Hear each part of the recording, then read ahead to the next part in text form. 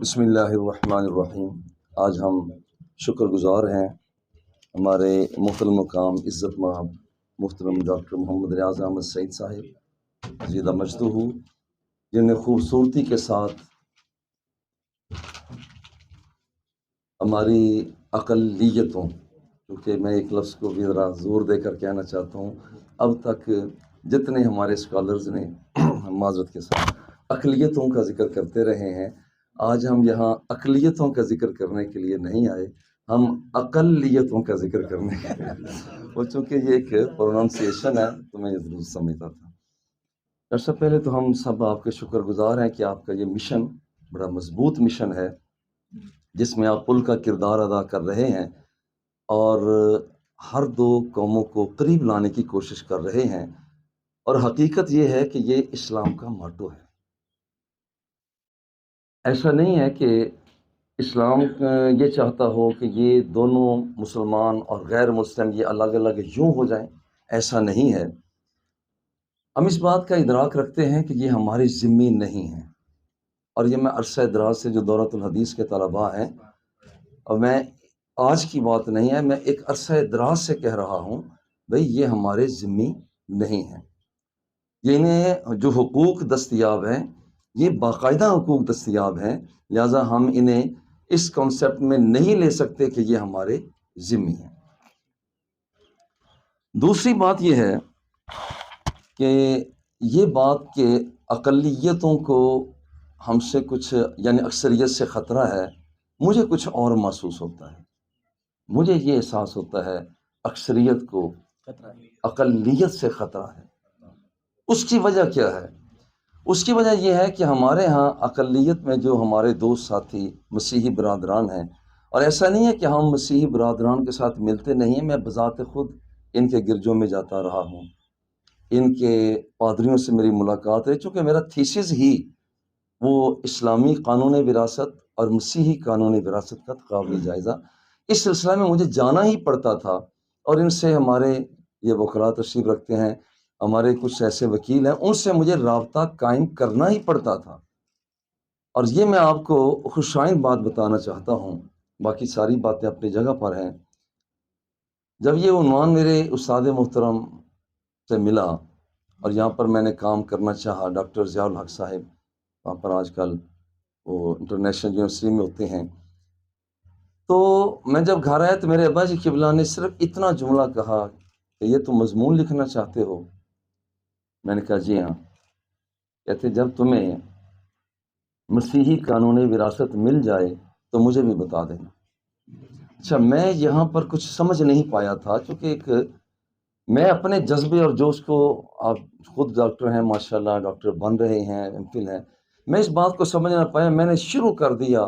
کہ میں کبھی اس گرجا میں، کبھی اس گھر میں، کبھی اس میں، کبھی کسی سے رابطہ، کبھی ادھر پہ اندرون ملک بیرون ملک، لیکن میں اس نتیجے، اور آج بھی میں، کیونکہ ڈاکٹر صاحب نے تو جانا ہے ان کے پاس، میرا تو تھیسس بھی ہے اس پر، اور الحمدللہ کتابیں چھپ بھی چکی ہیں،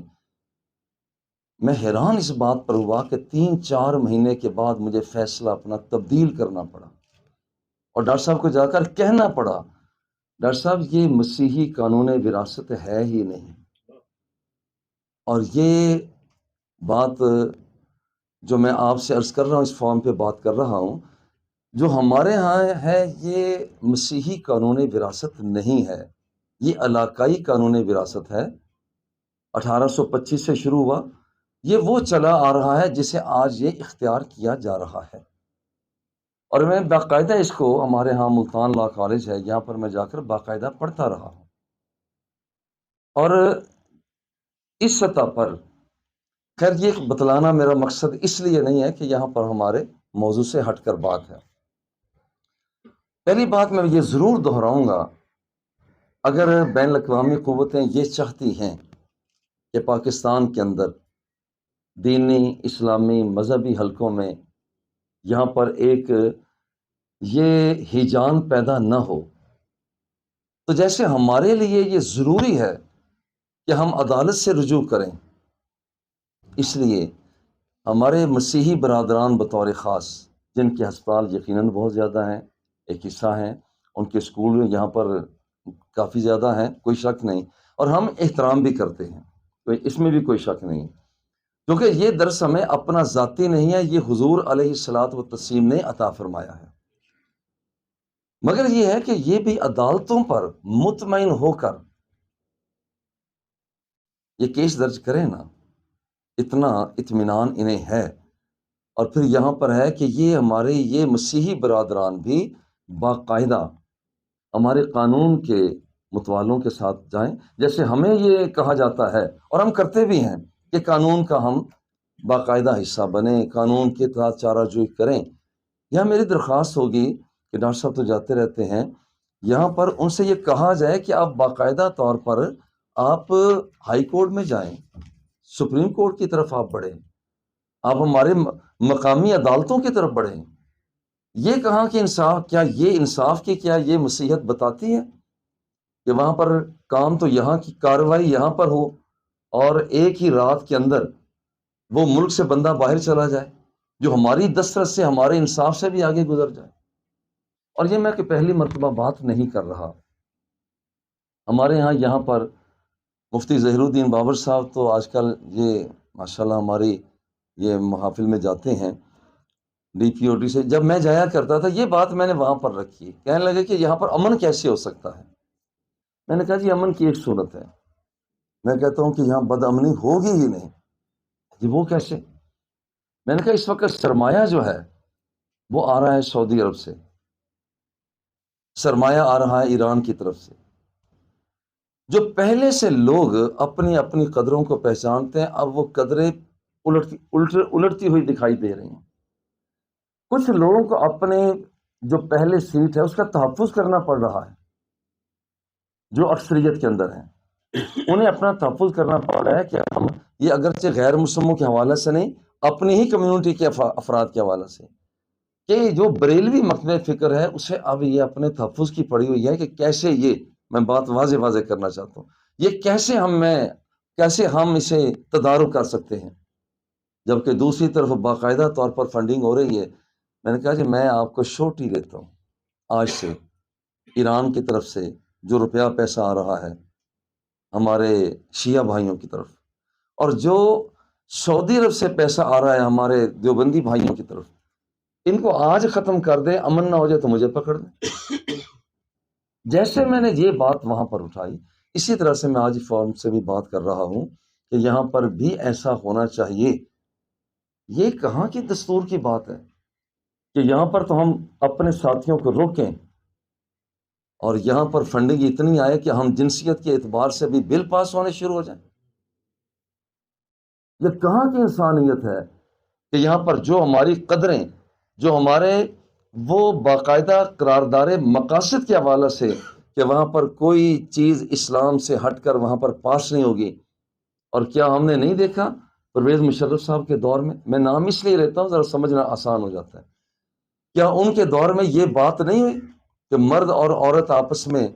وہ متفق ہو جائیں تو جو چاہیں وہ اپنی قدروں کو آگے بڑھا سکتے ہیں؟ کیا مسلمانوں کے لیے ہی شراب کے لائسنس ناجائز ہیں اور مسیحیوں کے لیے جائز؟ کہیں ایسا تو نہیں کہ یہاں پر اقلیتوں کو اپنا ہم نوا بنانے کے لیے یہ ایسا کام کیا جا رہا؟ بھئی جیسے شراب مسلمانوں کے یہاں ناجائز ہے، مسیحیوں کے حوالے سے بھی ناجائز ہے، ان کے لیے بھی درست نہیں ہے، لہٰذا یہ جو پرمٹ دیے جاتے ہیں ان سے بچا جائے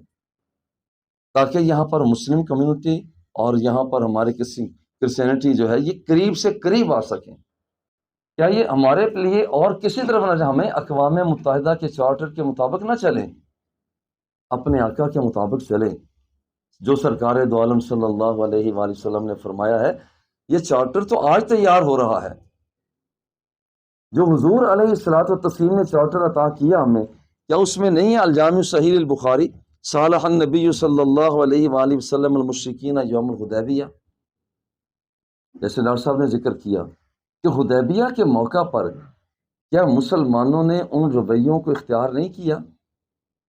جو کہ یہاں پر رویوں کو اختیار کر کے مسلم کمیونٹی کے اندر ہی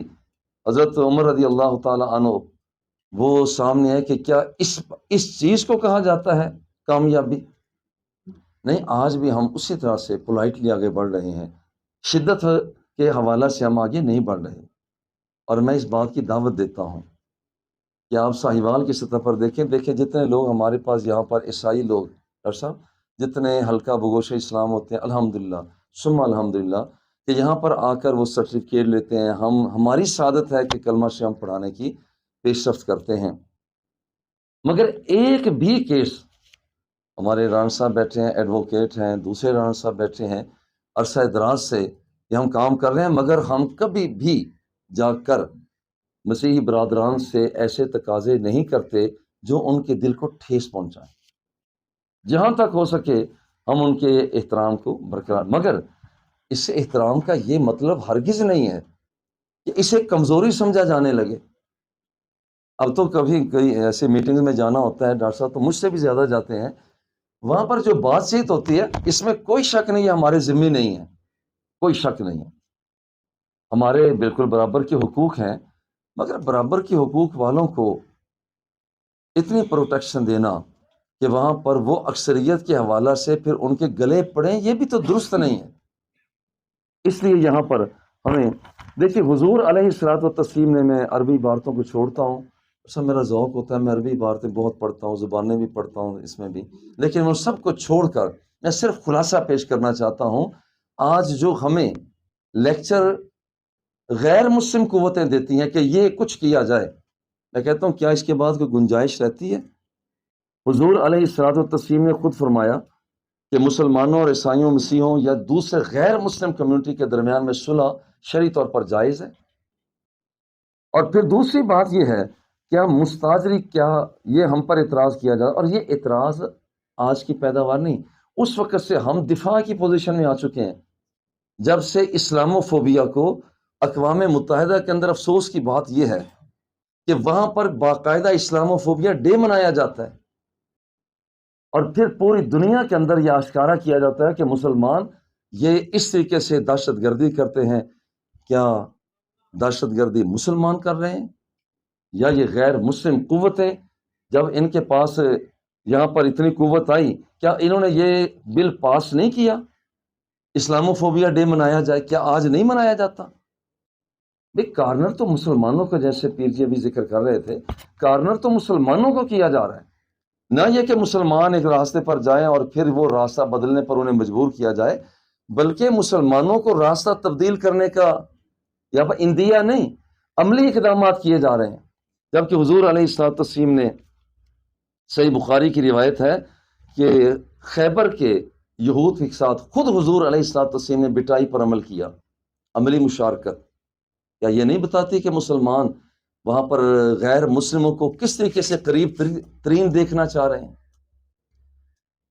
اور پھر یہ ہے، ہندو زیادہ ہیں، ہمارے کرسچن کم ہیں، جیسے ذکر کیا، ان کے ساتھ ہماری جھگڑا لڑائی نہیں ہے، اس لیے کہ وہاں پر وہ قانون میں مداخلت نہیں کرتے۔ یہ قانون کے اندر مداخلت جو ہے، ہمارے یہ بھائی مسیحی برادران، یہ جب قانون کی مداخلت کیسے ہے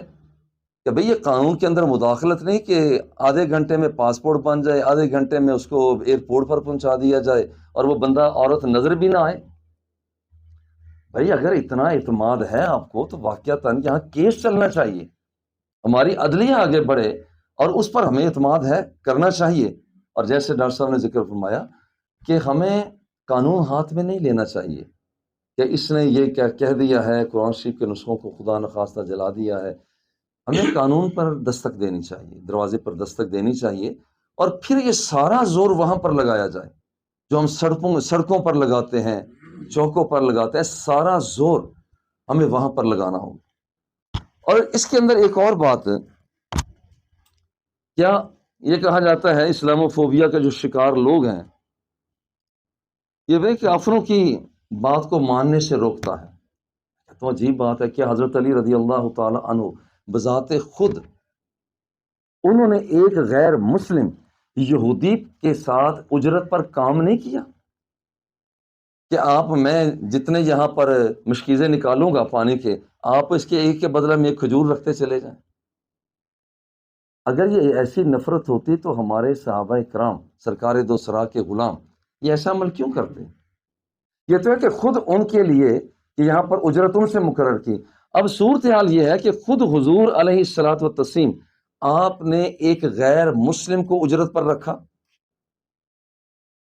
کیا یہ بات ہمیں ابن خلدون نے اسے بیان کیا، ابن ہشام نے اسے بیان کیا، کیا یہ بات ایسے نہیں ہے؟ اسی طرح سے کیا وائلیشن مسلمانوں کی طرف سے ہے؟ ہم دیکھتے ہیں کہ یہاں پر خود حضور علیہ الصلوۃ والتسلیم نے ایک کافر سے قرض لیا ہے۔ حالانکہ مقروض بندہ جو ہوتا ہے نا، وہ پھر نچلی سطح پہ ہو جاتا ہے،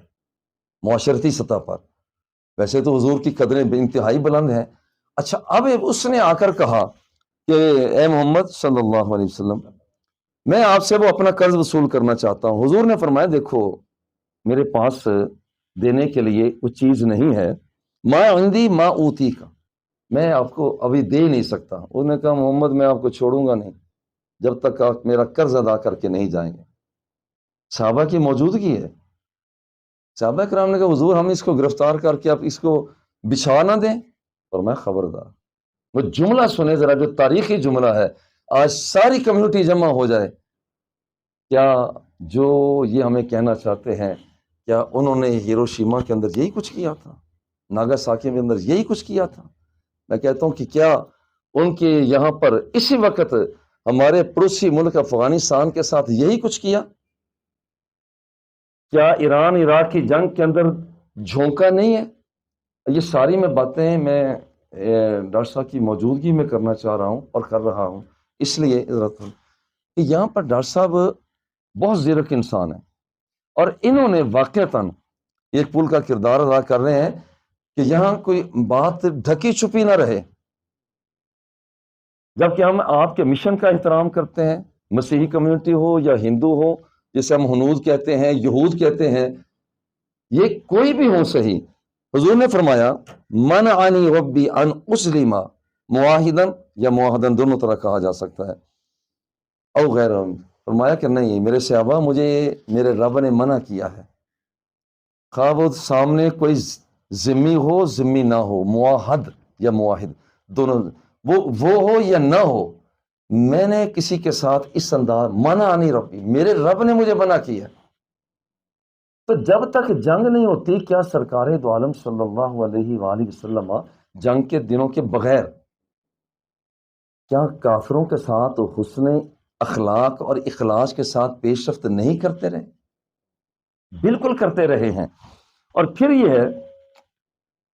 ایک کافر نے حضور علیہ الصلوۃ والتسلیم کی طرف پیغام بھیجا کہ مجھے تکلیف ہے، اصابنی وجع، مجھے تکلیف ہے، تو کوئی علاج معالجہ کے لیے آپ بھیجیں، علاج معالجہ کے لیے آپ بھیجیں، کوئی چیز بھیجیں۔ اب ذرا دیکھیں غیر مسلموں کا اعتماد مسلمانوں پر۔ وہ حضور علیہ الصلوۃ والتسلیم سے کہہ رہے ہیں کہ آپ ہمیں مجھے کوئی چیز بھیجیں، مجھے تکلیف ہے تاکہ میں علاج معالجہ کروں۔ اب دیکھیں حضور کیا بھیجتے ہیں،